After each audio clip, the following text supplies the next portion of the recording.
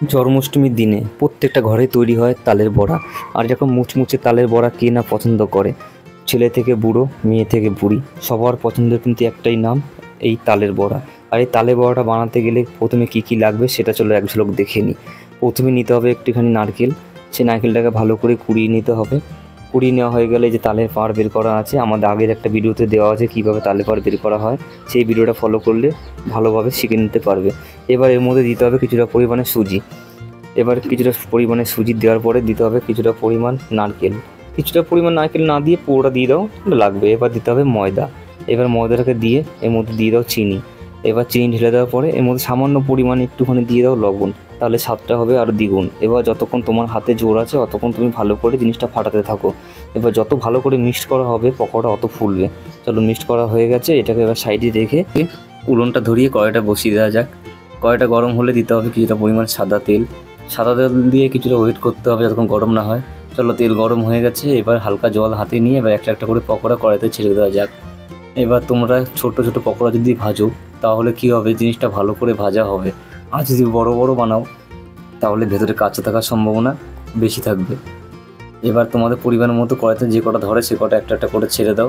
দেওয়ার পরে কিছুক্ষণ ওয়েট করো। ওয়েট করার পরে হালকা একটু নাড়াচাড়া করে নাও যাতে সব জিনিস আস্তে আস্তে করে ঘুরিয়ে ঘুরিয়ে ভাজা হয়। চলো, কত সুন্দর দেখো আমাদের ভাজা হচ্ছে। দেখো এরকম গোল গোল, একটু বেশি ভাজা হয়ে গেছে, তোমরা চাইলে একটুখানি কম ভাজা করতে পারো। বেশি করে ভাজা করলাম। চলো, এর পরেরটা দেখাবো ওখানে কম ভাজাটা। এবার আবার চলো একটা একটা করে ছেড়ে দেওয়া যাক। এবার আমাদের কড়াইতে একটা একটা করে ছেড়ে দেওয়া যাচ্ছে। এবার ছেড়ে দেওয়ার পরে আবার দেখো, এবারে কালারটা দেখো একটু কম ভাজা হবে, কারণ আমি আগেরটা বেশি ভেজে ফেলেছিলাম। এবার এই জিনিসটা একটু হালকা ভাজা থাকলে কী হবে, জিনিসটা দেখতে ভালো লাগবে, আর কিছুই না। এই যেইভাবে আমাদের এই যে পকোড়াগুলো ভাজা হচ্ছে, আরজি কলের শয়তানদের যদি আমি পেতাম সামনে, ঠিক এইভাবে গরম তেলে আমি ওদেরকে একটা করে ভাজতাম, যাতে পরে এবার কেউ অন্যায় করার আগে 10বার হলেও ভাবতো যে আমি অন্যায় করব। এই পজিশনে দাঁড়িয়ে সরকারকে একটি নতুন নিয়ম ঘোষণা করা দরকার। জানি না সঠিক কিনা, যে অপরাধ করবে তাকে রাস্তার মাঝখানে দাঁড় করিয়ে ইনকাউন্টার করে দাও, যেন এর পরে এবার কেউ অপরাধ করার আগে 10বার ভাববে যে ওর সাথে কী হয়েছিল, সেটা তো আমার সাথেও হতে পারে। যে রাজ্যে মেয়েদের কোনো সম্মান নেই, মেয়েদের সম্মানের দাম হচ্ছে 10 লাখ টাকা।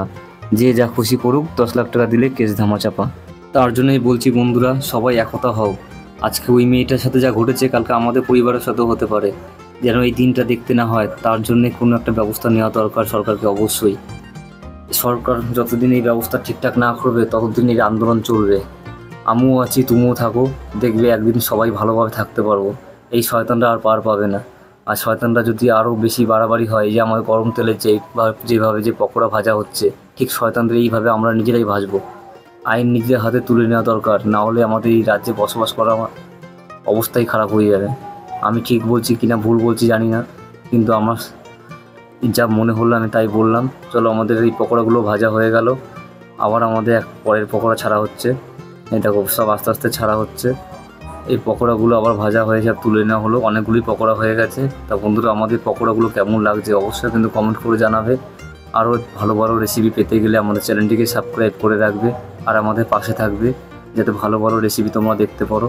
আমাদের রেসিপি করা একটাই কারণ, যেন তোমাদের সামনে রেসিপিটা তুলে দিতে পারি। আজকের মতো এখানেই, টাটা, বাই বাই।